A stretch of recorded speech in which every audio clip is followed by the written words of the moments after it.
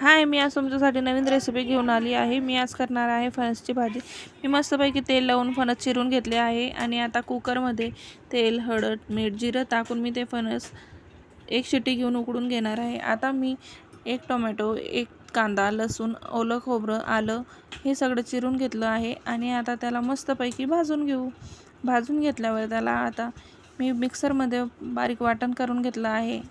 एकीकडे कढाईमध्ये तेल गरम करायला ठेवलं आहे. त्यात हे मसाल्याचं मिश्रण टाकून देऊ आणि त्यात 1 चम्मचची चटणी, 1 चम्मच हळद, थोडा गरम मसाला, 1 चम्मच धना पावडर असं मी त्यात टाकून घेतलं आहे आणि आमचा घरी बनवलेला मसाला असतो तो पण मी 1 चम्मच टाकून घेतलेला आहे.